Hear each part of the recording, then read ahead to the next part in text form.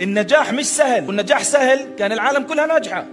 بدك تتعب وتشتغل على عقلك، تتعب وتشتغل على جسمك، تتعب وتشتغل على عملك، تتعب وتشتغل على علاقتك مع الله، تتعب وتشتغل بكل اشي. في تعب، بس تعب جميل، تعب اللي عارف انك ما قادر تقوم بس مبسوط. هذا التعب هو اللي بيجيب هيك، هذا التعب اللي بحكي عنه.